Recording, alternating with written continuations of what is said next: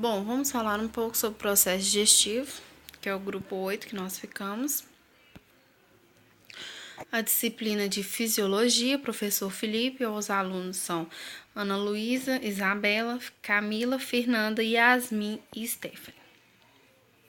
Anatomia e Fisiologia do Sistema Digestório. Uma introdução básica. O sistema digestório possui um trato gastrointestinal e glândulas anexas, glândulas salivares, pâncreas e fígado. É responsável pelo tratamento mecânico, digestão química do alimento e absorção de nutrientes e excreção do material não processado ou não absorvido. Possui 3 esfíncteres importantes: o esfíncter esofágico, o esfíncter pilórico e o esfíncter anal, que fazem parte da comunicação entre o estômago e o duodeno, auxiliando no controle do fluxo do bolo alimentar que trafega pelo gastrointestinal. As funções que ajudam é a mastigação, a deglutição, a ingestão, a digestão, a absorção e a defecação. Mais para frente vamos explicar passo a passo melhor sobre cada um. Principais macromoléculas.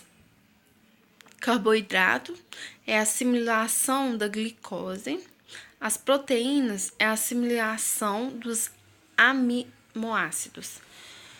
E os lipídios é a assimilação de ácidos gráficos mais o álcool. Uma curiosidade: a glicose e o aminoácido são absorvidos diretamente no sangue através dos capilares sanguíneos. O lipídio pode ser uma substância isopolar. Grande parte dele passa primeiramente pelo sistema linfático, através dos capilares linfáticos e logo vão para o sangue. A composição é o tubo digestório: boca, faringe, esôfago, estômago, intestino delgado, intestino grosso, o ânus. A parede do tubo digestivo, do esôfago ao intestino, é formado por 4 camadas: mucosa, submucosa, e a muscular e a divértica. A boca é a cavidade onde se inicia o processo digestivo. É composta por dentes e língua, que preparam o alimento para a digestão por meio da mastigação. Os dentes reduzem o alimento em pequenos pedaços, misturando-os à saliva, o que facilitará a futura ação das enzimas. A língua ajuda a empurrar os alimentos na hora da mastigação, facilitando a deglutição. O ato de engolir. A língua possui papilas gustativas que detectam os sabores do alimento. Através das células sensoriais, os sabores primários são doce, azedo, salgado, amargo e umami. As combinações desses sabores podem resultar em outros sabores distintos, como o doce, o azedo, o salgado, o amargo e o umami. As glândulas salivares é a produção de saliva, é estimulada com a visão, cheiro e ingestão de alimentos. A saliva contém sais que neutralizam substâncias ácidas e mantém uma boca e um pH neutro de 7,0 a levemente o ácido 6,7, ideal para a ação de enzimas amilases salivares, ou petialina, que digere o amido e os outros polissacarídeos, como o glicogênio, reduzindo em moléculas de maltose. As glândulas salivares são divididas em 3 pares: a glândula parótida, a glândula submandibular e a glândula sublingual. E os dentes. A laringe e o esôfago. A laringe é um canal comum ao sistema digestório e respiratório. Por ela passa o alimento, que se direciona ao esôfago, e o ar, que se direciona à laringe. Situa-se no final da cavidade bucal. O esôfago é um órgão tubular que transporta o alimento por movimentos peristálticos situam-se entre os pulmões atrás do coração e atravessa o tubo diafragma que se separa o tórax do abdômen. O estômago e o suco gástrico. O estômago é uma bolsa da parede musculosa, localizada do lado esquerdo, abaixo do abdômen, logo abaixo das últimas costelas. É um órgão muscular que se liga o esôfago ao intestino delgado. Após o alimento ser degluído, o bolo alimentar passa pelo esôfago e chega até o estômago, passando pela válvula cardíaca, que possui a função de evitar o refluxo do alimento para o esôfago. A presença do bolo alimentar no estômago estimula as células do epitélio glandular a secretarem o suco gástrico, formado por ácido clorídrico e pepsina, que faz a digestão química, principalmente de proteínas, enquanto o movimento peristálico estomacal realiza a movimentação do quimo. Ao final do estômago, há uma válvula que não permite a passagem direta do alimento para o intestino delgado, possibilitando, junto com a válvula cardíaca, o alimento permanece no estômago por tempo suficiente para a digestão proteica. A válvula pilórica, ao relaxar, permite a passagem do quimo para o duodeno, a primeira porção do intestino delgado, que recebe a excreção de substâncias pancreáticas e biliares, que darão continuidade ao processo de digestão química, principalmente lipídios e carboidratos. As glândulas anexas, fígado, é um órgão interno, um dos mais importantes. Tem cor arroxeada, superfície lisa e é coberto por uma cápsula própria. Situa-se no quadrante superior do lado direito da cavidade abdominal. A secreção de bile é a principal função digestiva do fígado.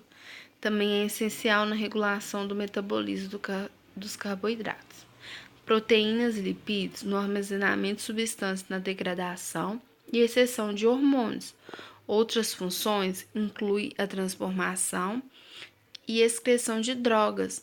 A homeostasia é o auxílio de resposta imune. O fígado é o segundo local mais importante de armazenamento de ferro. Estoca também diversas vitaminas, principalmente as vitaminas A, D e B12, com o objetivo de proteger o corpo da ingestão suficiente dessas vitaminas. A produção do suco biliar ocorre nos hepatócitos e o armazena na vesícula biliar. O suco biliar auxilia na digestão de lipídios, umidificando e os possibilitando de uma melhor absorção de lipídios pelos endócritos, células de epitélio intestinal. O pâncreas é uma glândula mista, mede em torno de 15 centímetros de comprimento, de um formato triangular, situa-se transversalmente sobre a parede posterior do abdômen, na alça formada pelo duodeno sobre o estômago. Desenvolve a função de glândula endócrina e exótica.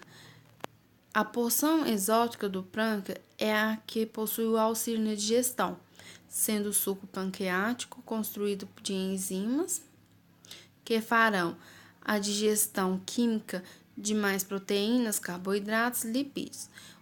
O bicarbonato constitui um sistema tampão natural do organismo, que controla o pH do quimo de lipídios.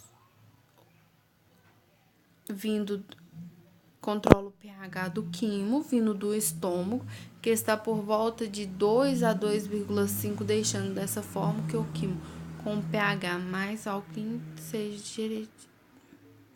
O intestino delgado é a parte do trato gastrointestinal entre o estômago e o intestino grosso, é onde ocorre a maior parte da absorção final dos alimentos.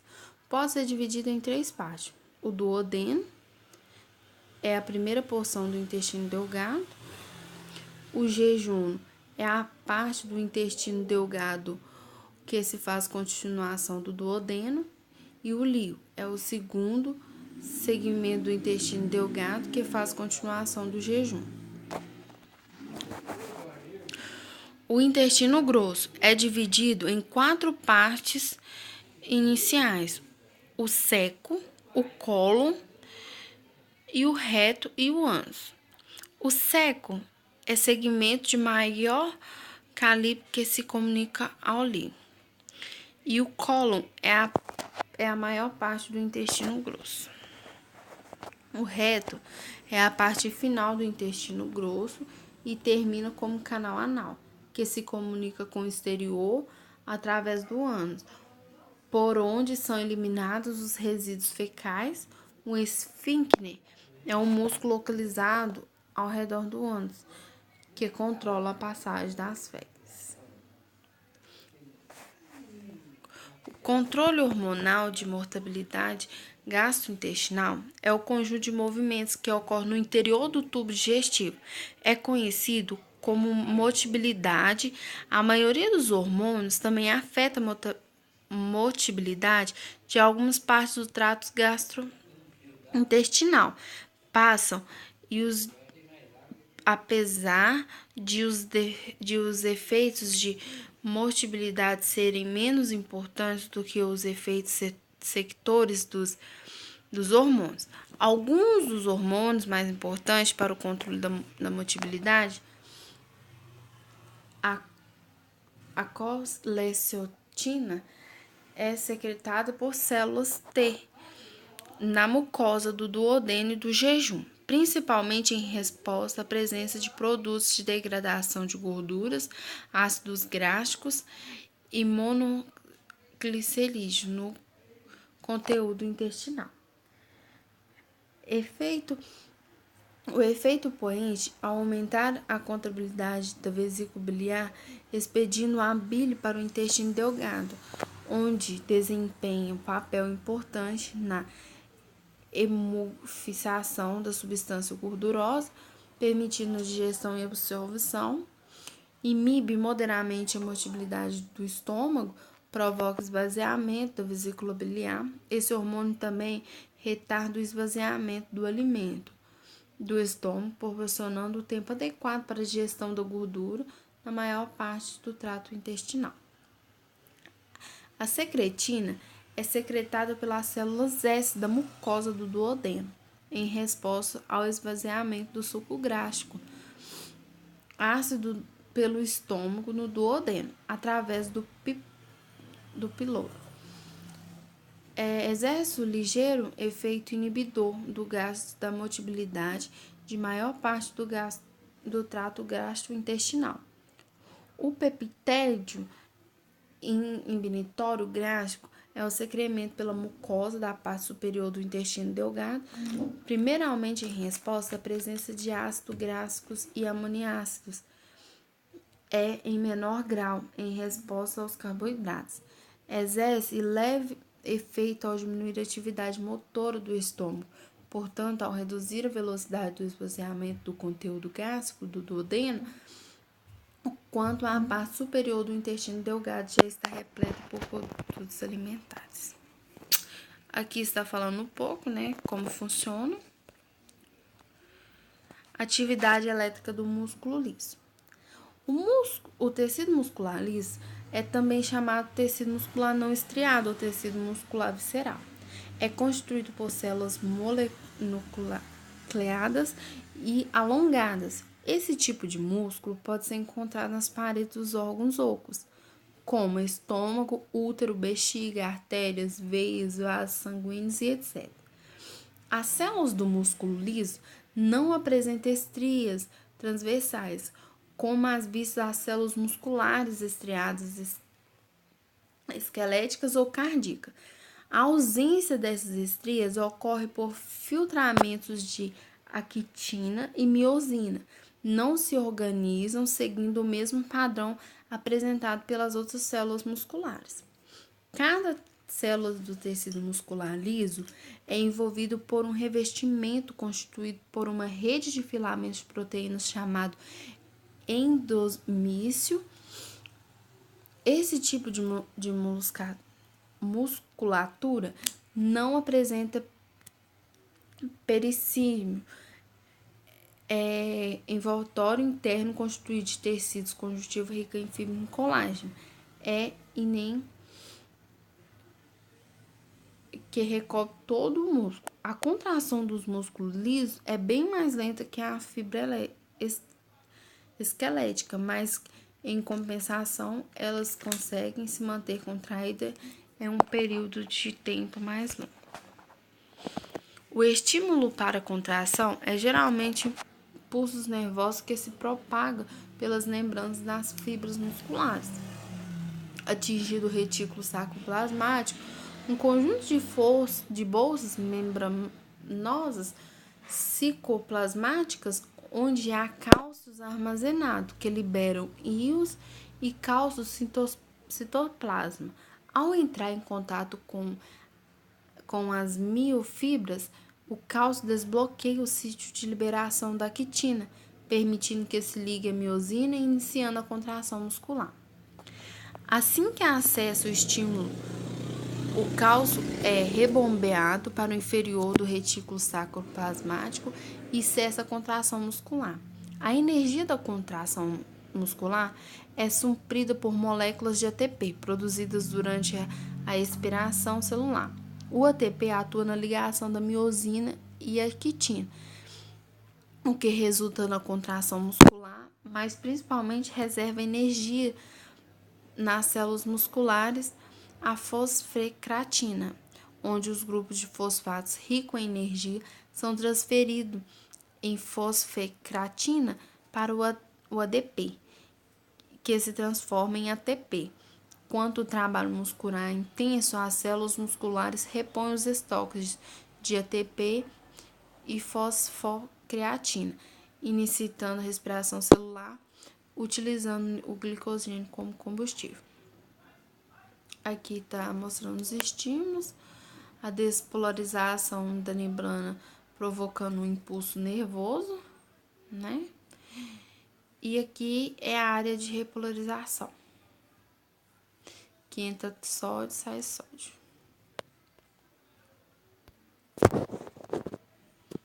A contração do músculo liso. O músculo liso é involuntário e localiza-se na pele, órgãos internos, aparelho redutor, grandes vasos sanguíneos e parede do aparelho excretor. O estímulo para a contração dos músculos lisos é mediado pelo sistema nervoso vegetariano.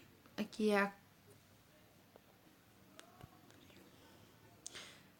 é a contração da musculatura lisa, relaxada, e aqui é a contração muscular lisa contraída. Potencial elétrico da membrana muscular, né? Que é o potencial elétrico de repouso da membrana, quando ela tem repouso.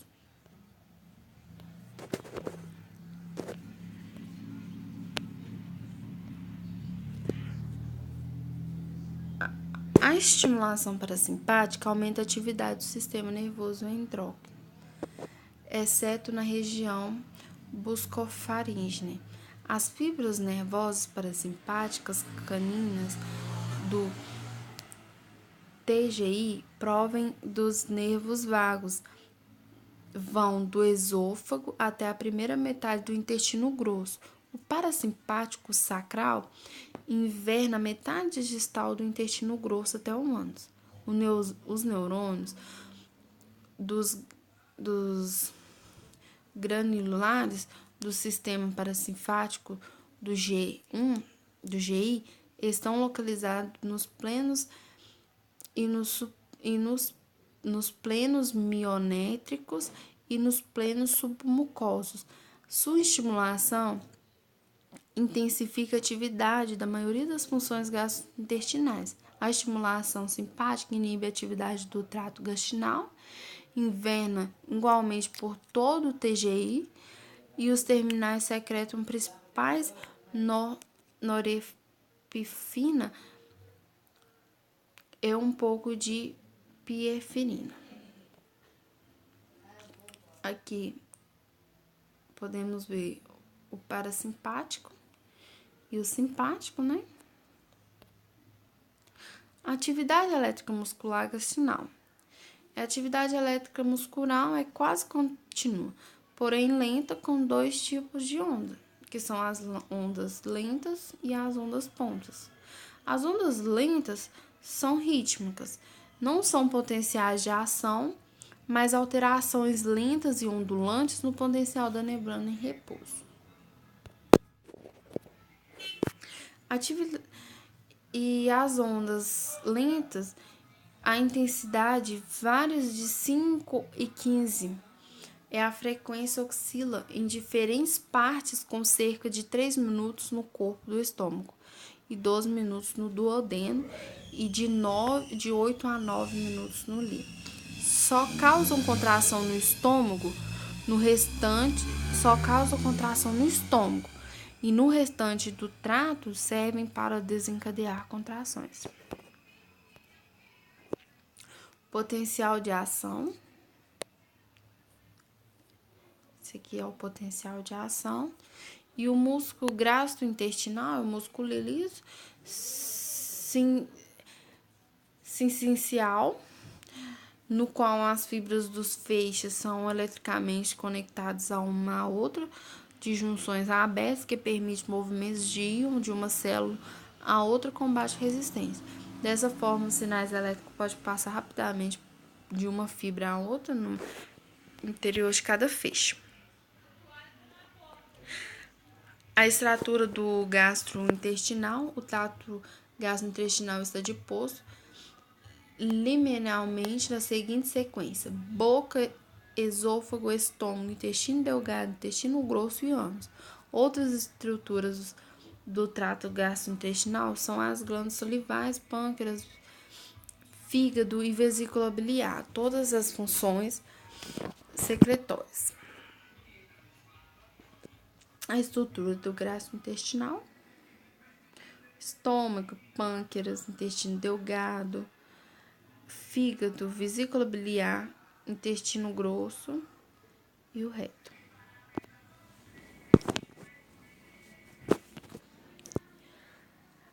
A invernação do trato gastrointestinal. O trato gastrointestinal é regulado em partes pelo sistema nervoso autônomo, que tem componentes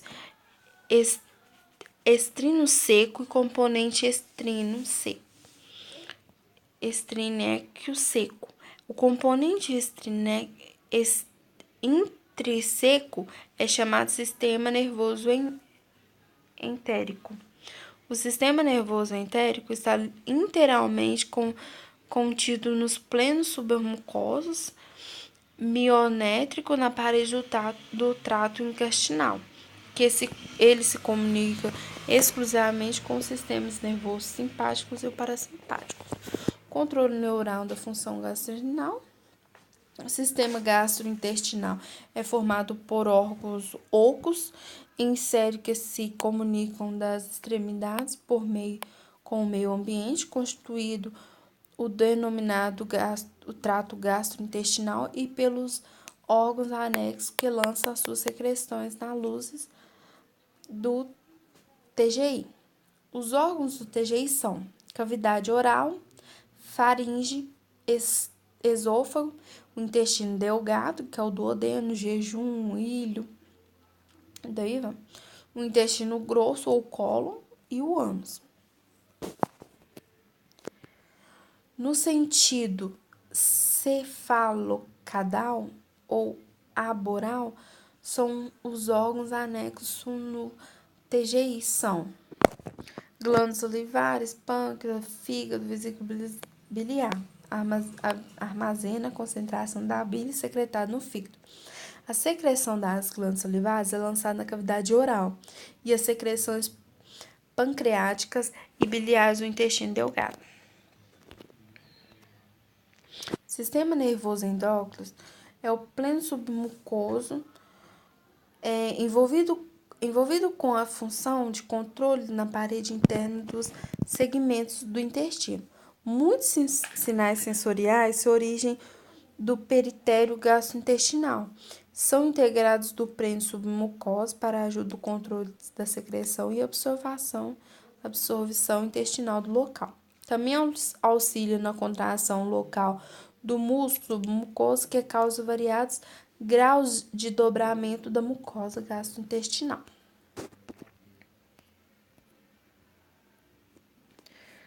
Então, esse foi o nosso vídeo. Espero que tenha gostado, demos o nosso melhor e obrigada.